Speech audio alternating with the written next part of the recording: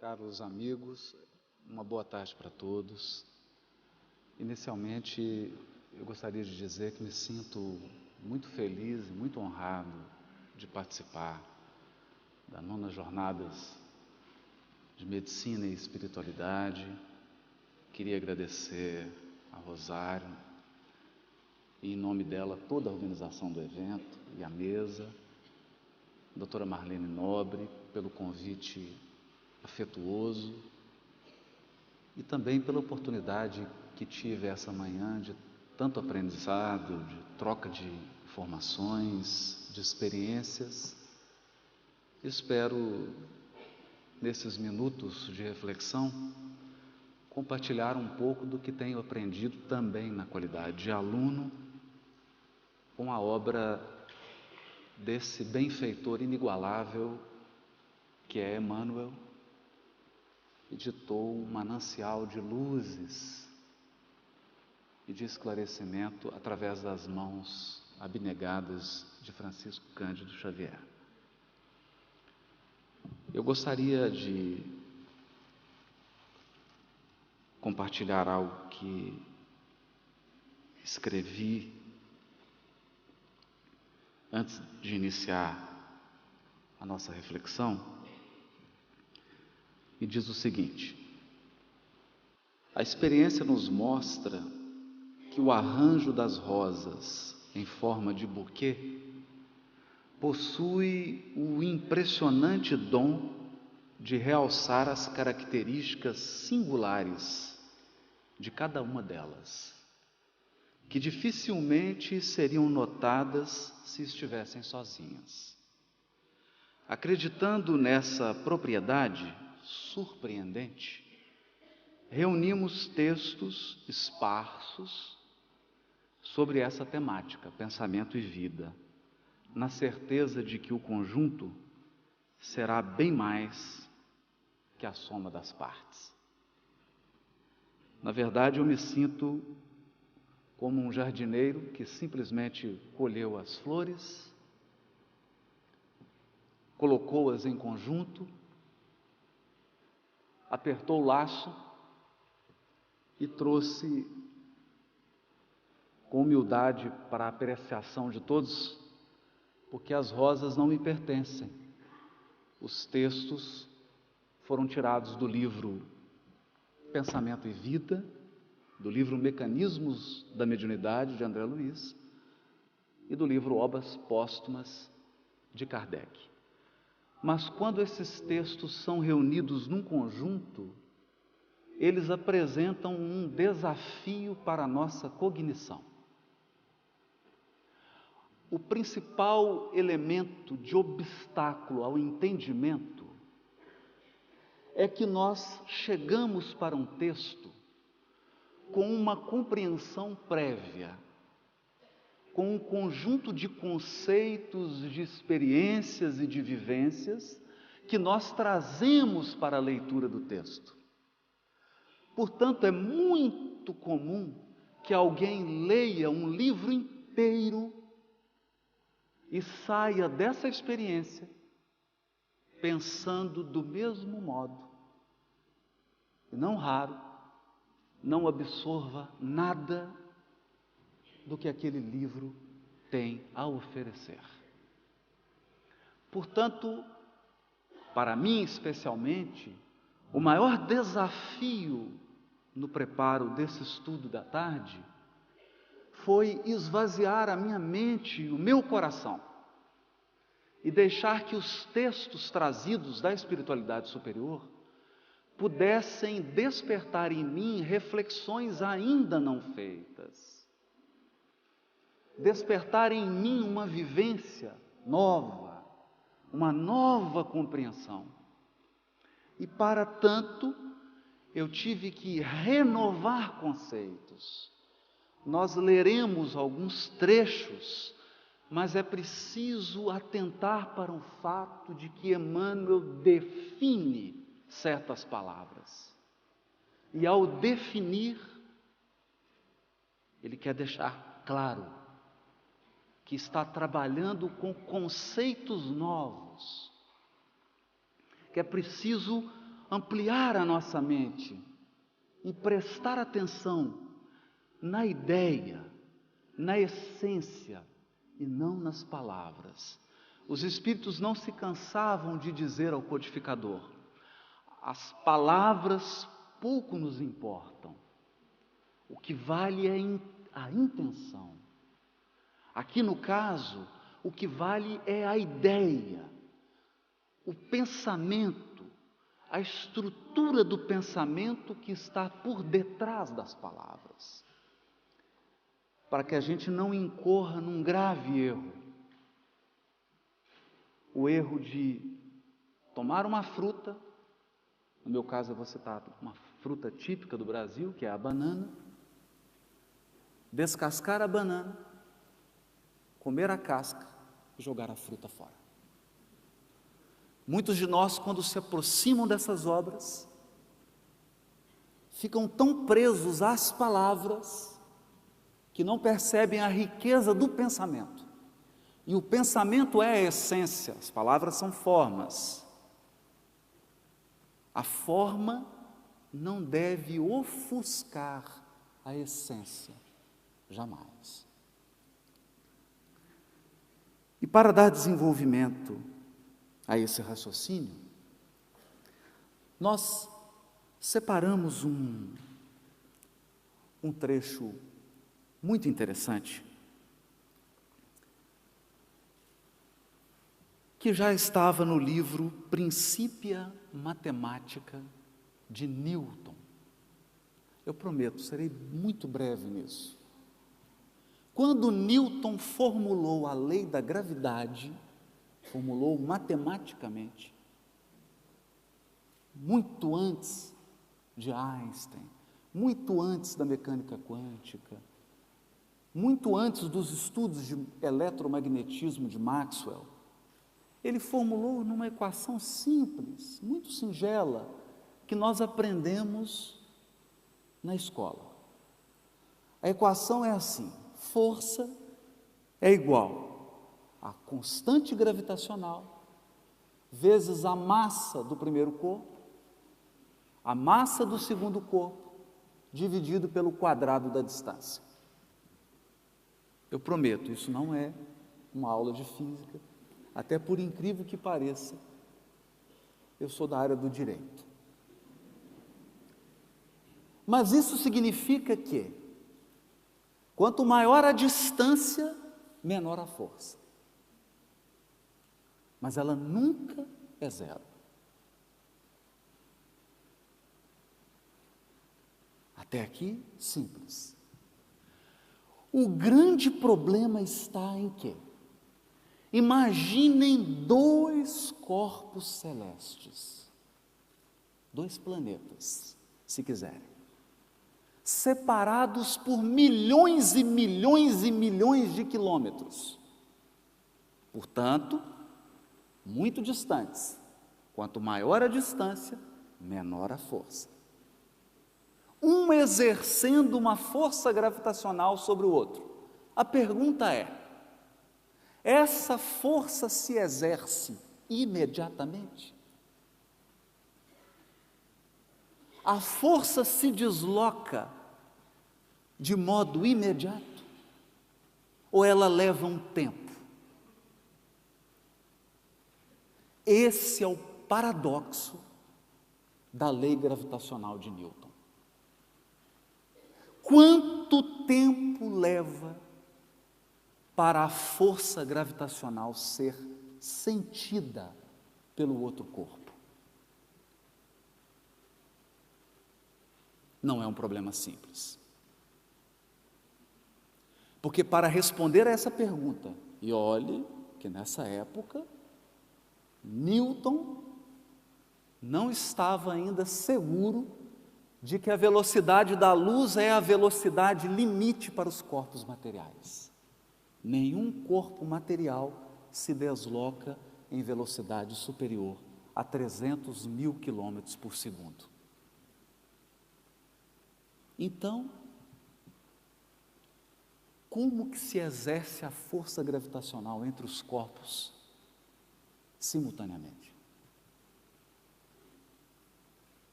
Para responder a essa questão delicada, Newton, acreditem, postulou a existência do spiritus sensibilitus, um meio sutil, um meio etéreo que transmitia a força gravitacional. Alguns anos mais tarde, quando Maxwell publicou as suas equações do eletromagnetismo, não rejeitou esse conceito de Newton, mas trabalhou apenas com uma troca de palavras e substituiu esse spiritus sensibilitus pelo éter. O éter seria então um meio de propagação das ondas eletromagnéticas. Assim como o ar é o meio de propagação das ondas sonoras. Assim como um lago é o meio de propagação das ondas mecânicas, quando você atira uma pedra num lago.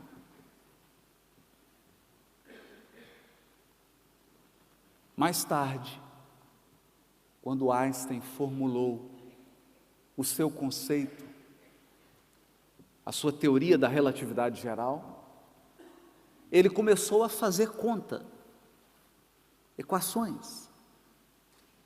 Quais propriedades deveria apresentar o éter para que ele desse conta de ser um meio de propagação das ondas gravitacionais ou da força gravitacional? E ele então percebeu que essa matéria deveria apresentar propriedades mágicas, inimagináveis, e resolveu abolir o conceito de éter e adotou o conceito de campo. É muito comum na investigação humana, quando você não sabe algo, você muda de nome.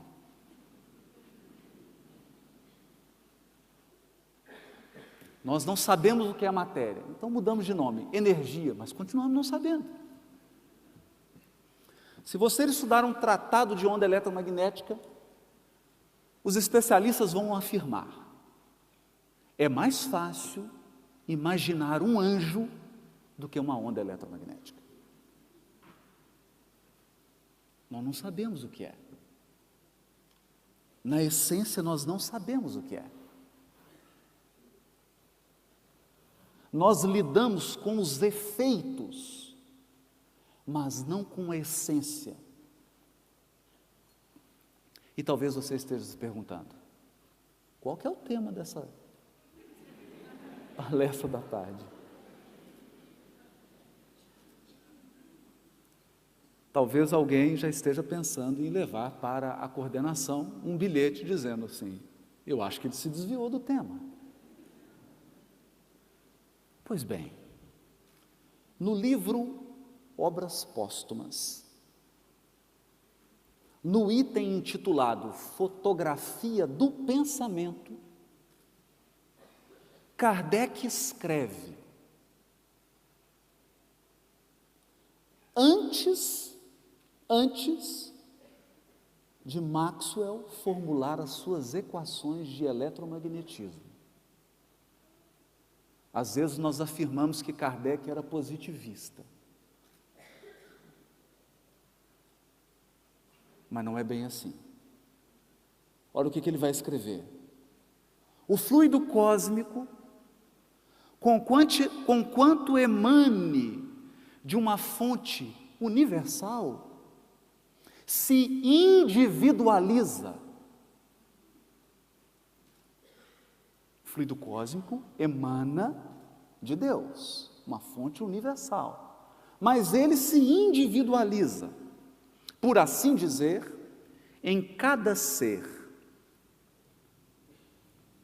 e adquire propriedades características que permitem distingui-lo de todos os outros. Eu absorvo o fluido cósmico, individualizo, e ele passa a ter características que são do Haroldo. Como a doutora Marlene absorve, e ele passa a ter características que são dela. Nem mesmo a morte apaga esses caracteres de individualização, que persistem por longos anos após a cessação da vida, coisa de que já temos podido convencer-nos. Cada um de nós tem, pois, o seu fluido próprio, que o envolve e o acompanha em todos os movimentos. Para onde quer que nos desloquemos, o nosso fluido nos acompanha. Como a atmosfera acompanha cada planeta.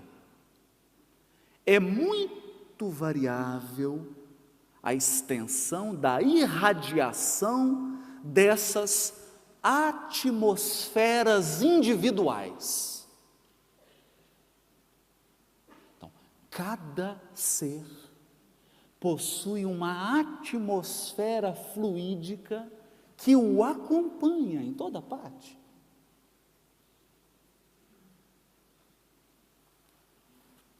Achando-se o espírito em estado de absoluto repouso, pode essa irradiação ficar circunscrita nos limites de alguns passos, mas, atuando à vontade, pode alcançar distâncias infinitas.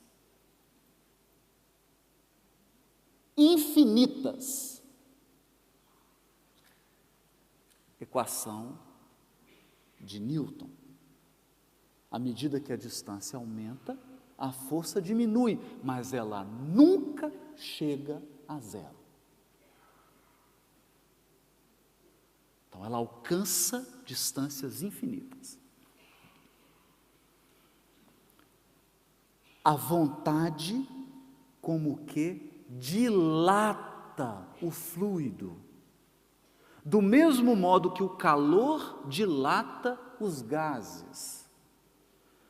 As diferentes atmosferas individuais se entrecruzam e misturam, sem jamais se confundirem, exatamente como as ondas sonoras que se conservam distintas a despeito da imensidade de sons que simultaneamente abalam o ar. Dá para perceber que a mente de Kardec já era quântica quando a física era newtoniana.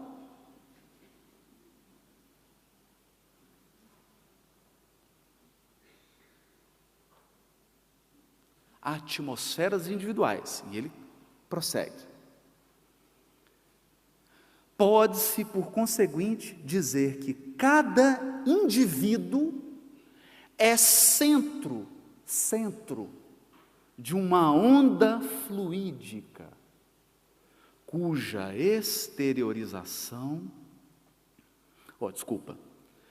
extensão se acha em relação com a força da vontade. Do mesmo modo que cada ponto vibrante é centro de uma onda sonora, cuja extensão está na razão propulsora do fluido, como o choque é a causa de vibração do ar e propulsora das ondas sonoras. É a vontade do espírito que provoca o choque e essa sua onda fluídica se propaga no meio. Que meio? O fluido cósmico universal. É o que ele está dizendo. Só que a atmosfera de cada indivíduo é o fluido cósmico individualizado. Em alguns seres humanos, essa atmosfera mais parece uma tempestade. Em outros, lembra uma primavera perfumada e florida. Algumas pessoas nos causam até náusea pela emissão dos seus fluidos, que são profundamente maléficos, no sentido da maldade, da inveja, do orgulho, da vaidade, do ciúme e de uma série de sentimentos que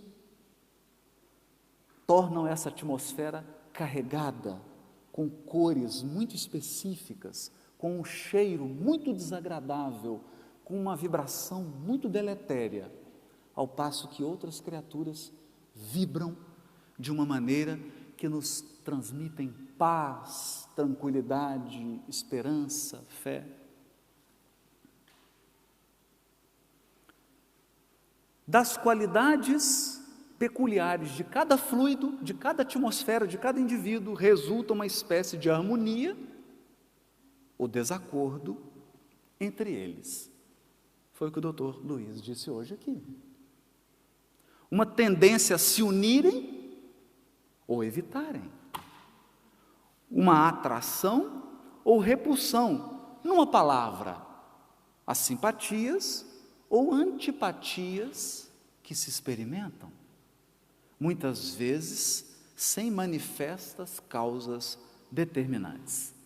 Se nos colocamos na esfera de atividade de um indivíduo, ou seja, se nos colocamos na sua atmosfera psíquica, a sua presença não raro se nos revela pela impressão agradável ou desagradável que nos produz o seu fluido. Bom, esse é o codificador. No livro Obras Póstumas. Nós escolhemos esse texto como uma das rosas que gostaríamos de unir a outros textos do benfeitor Emmanuel, para mostrar que a obra de Francisco Cândido Xavier está tão profundamente embasada na codificação de Kardec, ela está tão profundamente enraizada nessa codificação e ela representa um desenvolvimento dessas ideias que ficará claro para nós todos a importância da obra da psicografia de Chico para uma compreensão mais profunda da própria obra do codificador. Imaginem que Kardec escreveu quando desencarnou em 1869, isso já estava escrito, foi encontrado nas suas gavetas, nos seus documentos pessoais e publicados por um amigo. Ou seja, ele escreveu esse texto e o manteve guardado muito antes das formulações do eletromagnetismo de Maxwell, muito antes da física quântica. Quando Francisco Cândido Xavier começa a sua missão espiritual, nós já temos a física quântica. E eu gostaria agora de trazer o primeiro texto, mas sempre com a intenção de que comparemos esses textos para entendermos o quanto eles são complementares. O quanto eles se fortificam uns aos outros. E o texto está no prefácio do livro Nos Domínios da Mediunidade.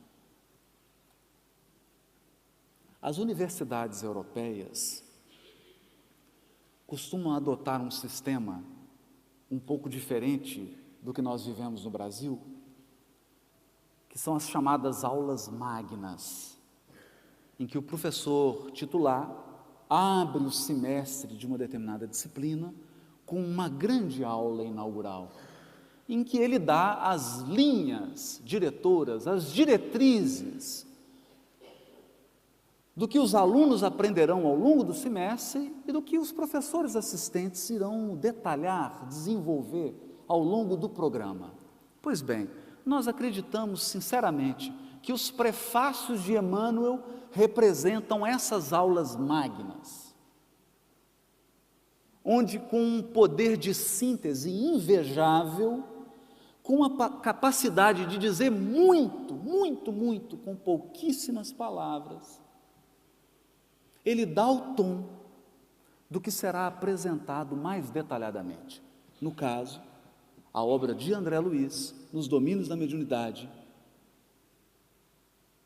Depois de fazer um apanhado da evolução do conceito de átomo, Emmanuel diz assim: o veículo carnal agora não é mais que um turbilhão eletrônico regido pela consciência. Consciência. Cada corpo tangível é um feixe de energia concentrada. A matéria é transformada em energia e a energia, desaparece para dar lugar à matéria. Químicos e físicos, geômetras, olha a turma da geometria, está precisando aparecer a turma da geometria, e matemáticos, erguidos à condição de investigadores da verdade, são hoje, sem o desejarem, sacerdotes do Espírito. Eles não querem, mas são. Por quê? Como consequência de seus porfiados estudos, o materialismo e o ateísmo serão compelidos a desaparecer por falta de matéria. A base que lhes assegurava as especulações negativistas. Então, o que Emmanuel parece indicar é que um conceito de matéria, até a física quântica, permitia que o materialismo marchasse triunfante. Porque imaginava uma matéria sólida, palpável. A partir do momento que muda o paradigma da física,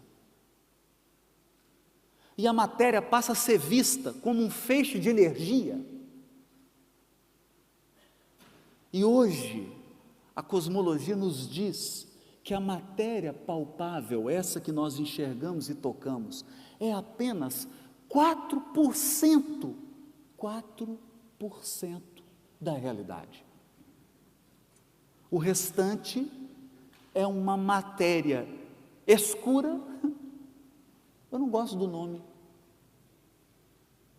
escuro, invisível, é isso, uma matéria invisível,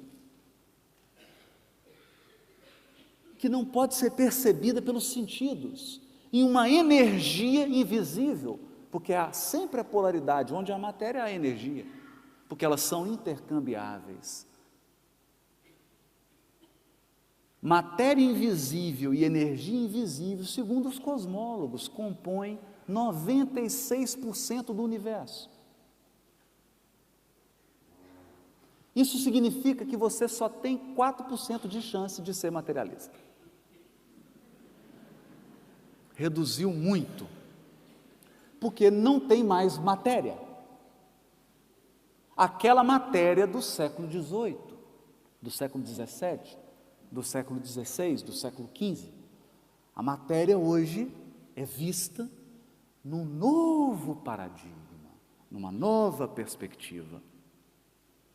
E Emmanuel finaliza dizendo: os laboratórios são templos, igrejas, em que a inteligência é concitada ao serviço de Deus. E ainda mesmo quando a cerebração se perverte, transitoriamente subornada pela hegemonia política, geradora de guerras, o progresso da ciência, como conquista divina, permanece na exaltação do bem, rumo ao glorioso porvir.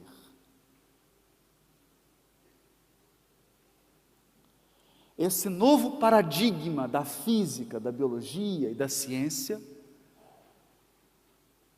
acabou com as igrejas. Acabou. Sabe por quê? Tudo agora é igreja. O consultório médico é um templo.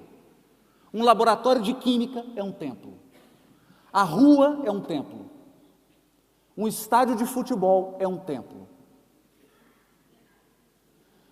Porque não temos mais a visão de um Deus da religião medieval.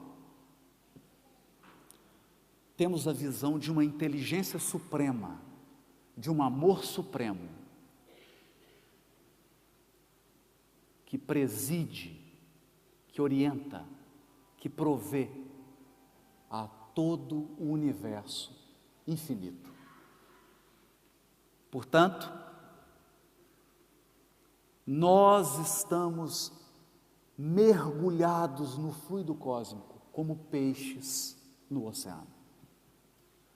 Onde quer que você vá, você está em Deus.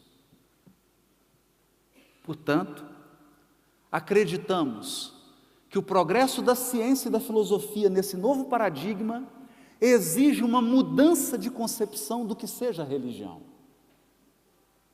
A religião deixa de ser uma estrutura hierárquica de sacerdotes. Ela deixa de ser um conjunto de dogmas teológicos.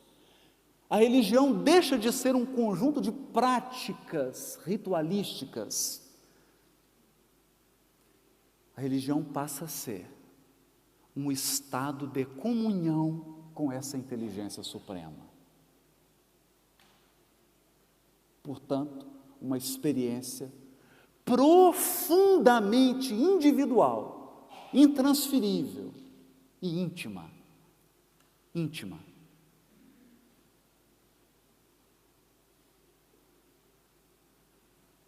E nesse novo conceito, tudo o que fazemos em direção ao bem, em direção ao belo e em direção à harmonia representam uma prece.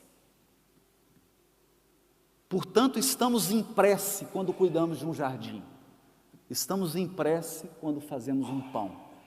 Estamos em prece quando fazemos uma conferência. Estamos em prece quando vamos ao mercado comprar frutas.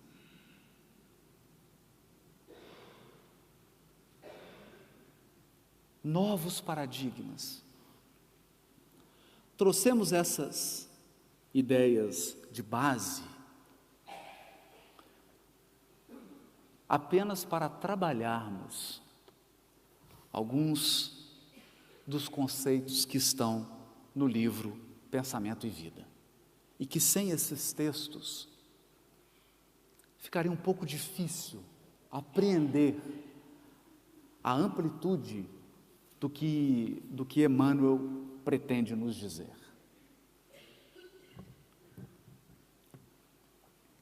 No livro Mecanismo da Mediunidade,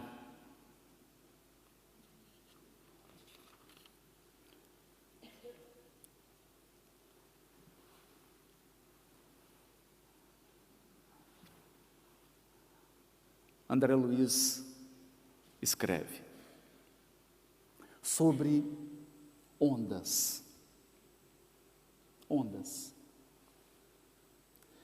E ele então, em um dos itens, dá o nome de continente do infrassom. Nós costumamos dizer continente europeu, continente africano, América, mas não estamos muito habituados a ouvir continente do infrassom.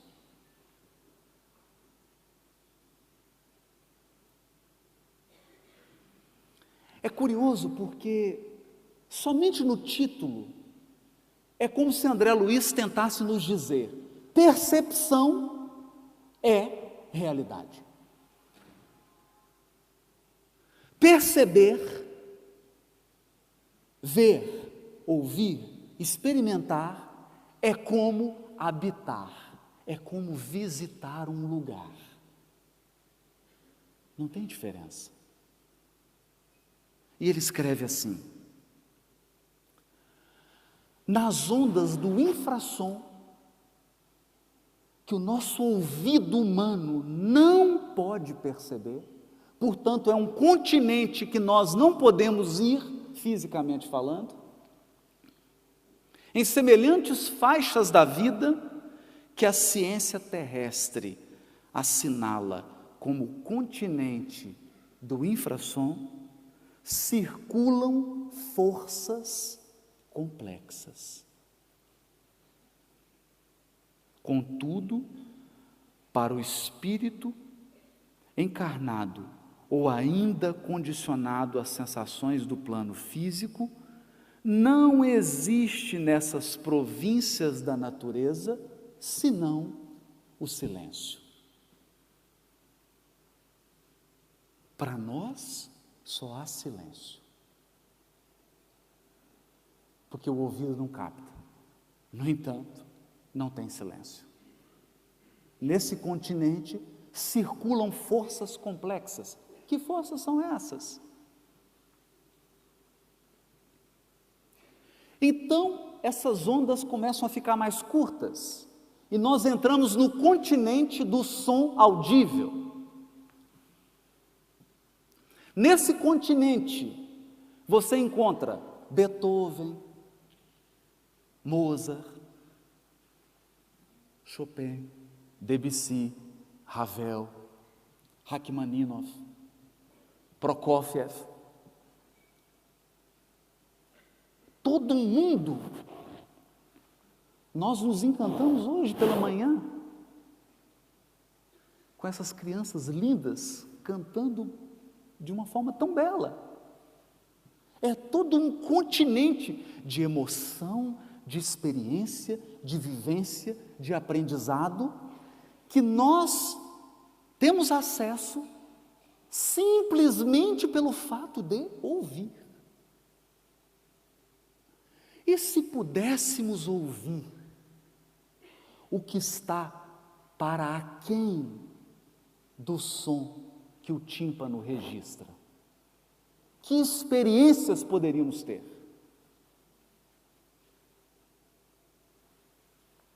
Porque lá circulam forças complexas. Todos nós, seguramente, já passamos pela experiência de ouvir uma música predileta e de sair absolutamente emocionado, absolutamente animado, revigorado, simplesmente, entre aspas, porque ouviu uma música. Prossegue André Luiz. Depois que você chega nas notas mais agudas, do piano. Eu vou pedir licença, vou deixar isso aqui.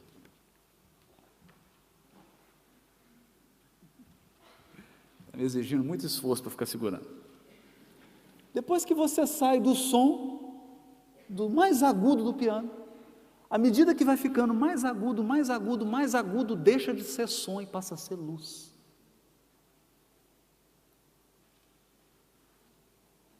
Som se transforma em cores.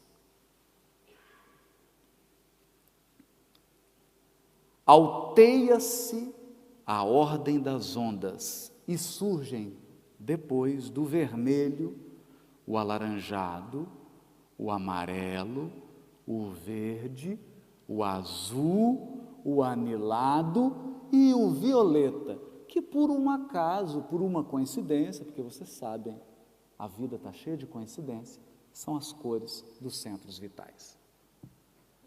Mas isso é só uma coincidência. E o fato de serem 7 também é uma coincidência. Nós brasileiros não estamos muito podendo falar no número 7. Ficamos um pouco traumatizados depois da Copa.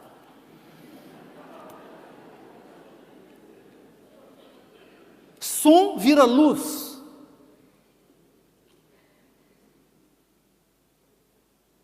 Mas depois do violeta tem o ultravioleta. E outros continentes que nós não percebemos. Mas que alguns aparelhos registram. Então você pode visualizar galáxias, constelações, com esses aparelhos, captando essas ondas que estão para além do ultravioleta. Mas diz André Luiz que depois, aumentando ainda mais a frequência, você entra no continente dos raios cósmicos. E aí ele silencia. É todo um mundo de percepção. Estamos dizendo isso apenas para realçar que a realidade não é o que nós percebemos. A realidade é. Quando a realidade se apresenta, ela é um fenômeno. Quando eu observo o fenômeno e tiro e interajo com esse fenômeno, eu tenho uma percepção. Mas nós não temos acesso à realidade total. Não temos. Por isso diz André Luiz, nesse capítulo, que é o capítulo 1. Agora, é uma coincidência, porque ele chama o capítulo de ondas e percepções, mas isso é uma coincidência.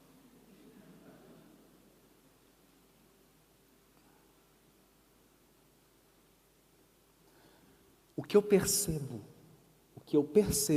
não é o que existe. Porque eu nem sempre percebo o que existe.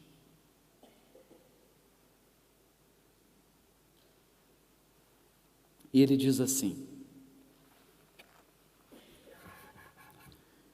e o homem, colocado nas faixas desse imenso domínio, em que a matéria, quanto mais estudada, mais se revela qual feixe de forças em temporária associação, somente assinala as ondas que se lhe afinam com o modo de ser.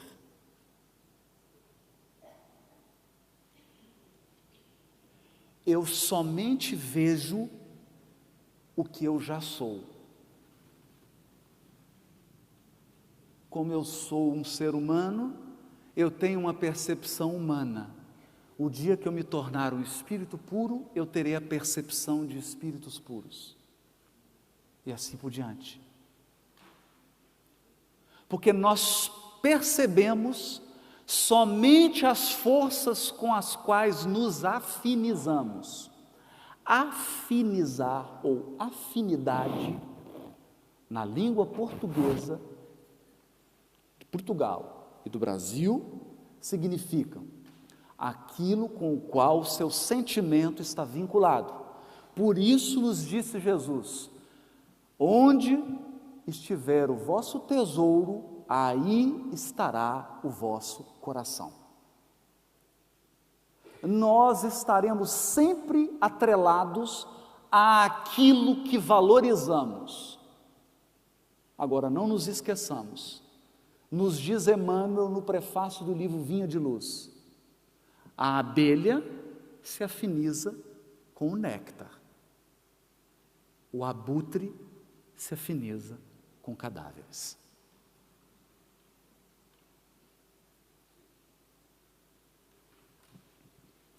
Prossegue André Luiz. Temo-lo dessa maneira, o homem, por viajante do cosmo, respirando num vastíssimo império de ondas, que se comportam como massa ou vice-versa, massa ou energia, condicionado nas suas percepções à escala do progresso que já alcançou. Progresso esse que se mostra sempre acrescentado pelo patrimônio de experiência em que se gradua no campo mental ou atmosfera psíquica de Kardec, que lhe é característico, em cujas dimensões revela o que a vida já lhe deu, ou tempo de evolução. Tempo de evolução, o que eu já recebi da vida. E aquilo que ele próprio já deu à vida, ou tempo de esforço pessoal na construção do destino. Isso nem sempre é proporcional.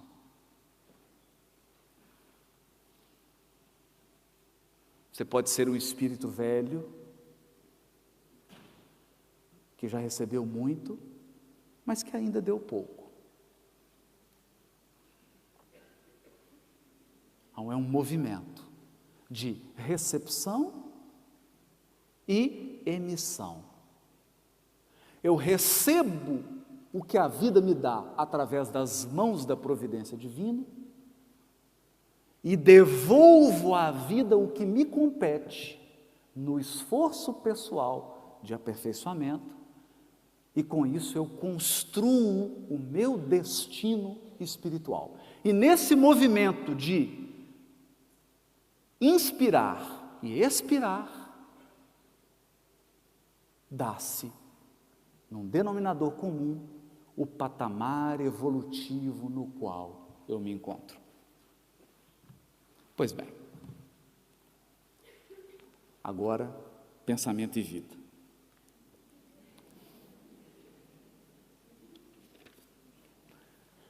Estou brincando, está tudo dentro do pensamento e vida. É claro que o título não é uma coincidência. Não há nada gratuito na psicografia de Chico Xavier. Não nos enganemos. Não há um título, um item, uma palavra que seja gratuita. Tudo aqui é intencional. Tudo aqui é cuidadosamente colocado. É como um ourives. São microscópicos diamantes, delicadamente coordenados. O livro se chama Pensamento e Vida. E a pergunta é, o que é pensamento? E aqui já começa o primeiro problema, porque você compra o livro Pensamento e Vida, Emmanuel, psicografia de Chico Xavier, e você tem um conceito de pensamento, mas esse não é o conceito do livro. Se você pergunta para qualquer pessoa, o que é pensamento? É o que eu penso. Não, errado. Resposta errada. Resposta errada. Dentro da perspectiva do livro, né? Dentro da perspectiva do livro. Na perspectiva do livro, isso está no capítulo 1, Emmanuel, ao definir a mente espiritual, ele diz que ela é um espelho. Isso é curioso. Porque isso é poético, é ambíguo. Por que um espelho? E ele vai dizer, é um espelho porque emite e porque recebe. Não, mas aí não é espelho.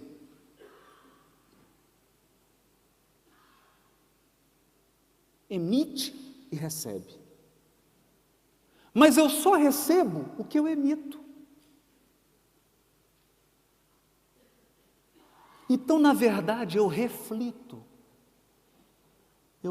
Eu sou uma reflexão. Eu estou sempre refletindo aquilo que eu estou emitindo. Recebendo aquilo que eu estou emitindo. É como se a vida e o destino fosse uma grande televisão de plasma. Você só vê as imagens que projeta.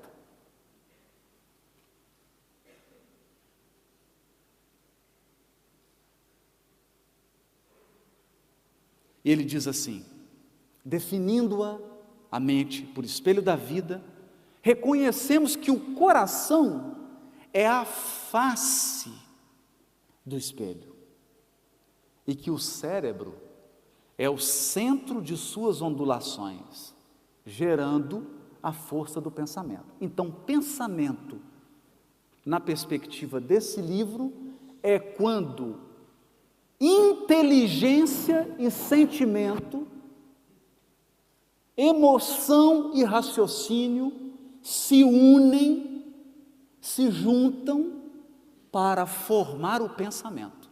Então, o pensamento é uma mescla de sentimento e raciocínio, não só raciocínio.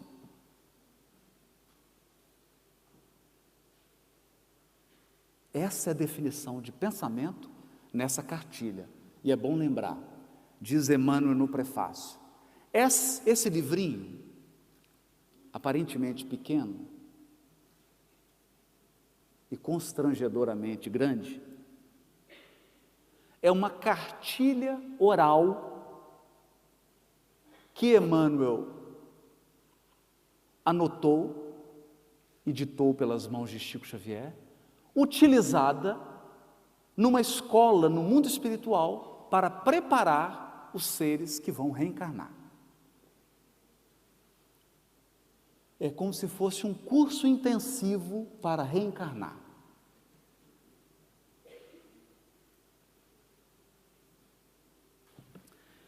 E diz Emmanuel no prefácio,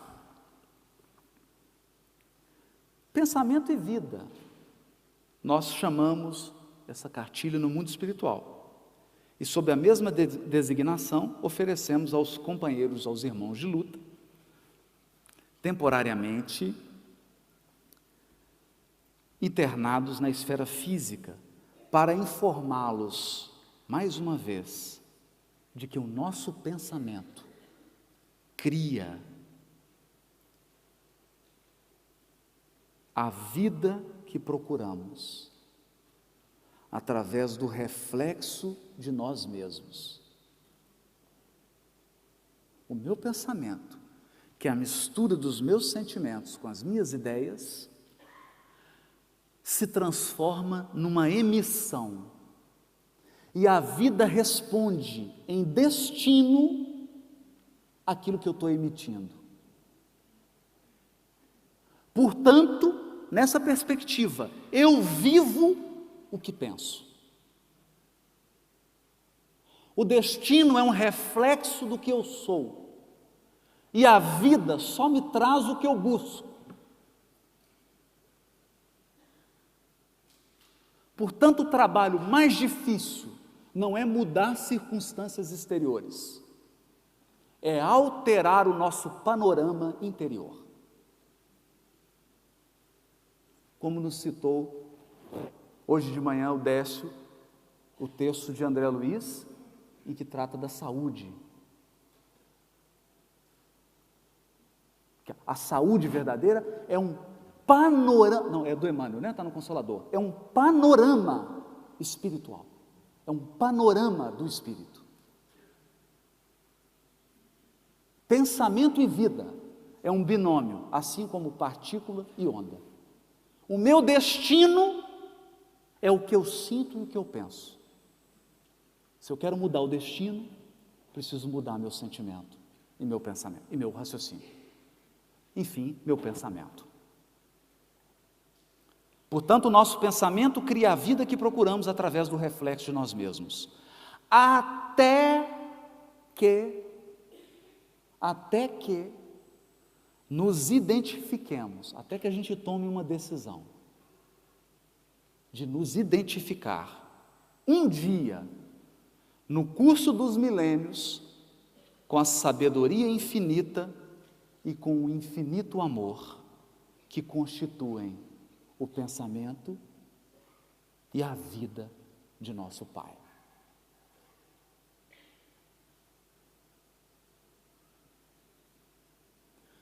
Portanto, o pensamento de Deus governa e equilibra o universo.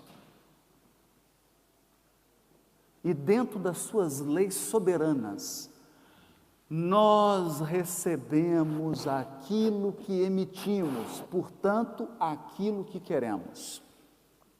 É o que diz Emmanuel no primeiro capítulo, quando diz: a mente é o espelho da vida em toda parte. Ergue-se na terra para Deus, sob a égide do Cristo. A feição do diamante bruto, que arrancado ao ventre obscuro do solo, avança com a orientação do lapidário para a magnificência da luz. Em todos os domínios do universo, vibra, pois, a influência recíproca. Tudo se desloca e renova sob os princípios de interdependência e repercussão. O reflexo, quando eu reflito algo, quando eu registro algo, esboça a emotividade. A emotividade plasma a ideia. A ideia determina a atitude e a palavra que comandam as ações. Em semelhantes manifestações, quais manifestações? Receber um estímulo exterior, aí eu tenho a minha emotividade, que gera a minha ideia, que gera a minha atitude, que gera a minha palavra e que gera a minha ação. É um circuito. Em semelhantes manifestações, alongam-se os fios geradores das causas. As causas do destino estão em nós, nesse processo. De que nascem as circunstâncias. Portanto, as circunstâncias são um efeito de um processo que acontece dentro de mim. Essas circunstâncias podem ser válvulas obliterativas ou alavancas libertadoras da existência. O reflexo mental mora no alicerce da vida. Refletem-se as criaturas, reciprocamente, na criação que reflete os objetivos do Criador. Muito obrigado pela sua atenção. Obrigado, Cláudio.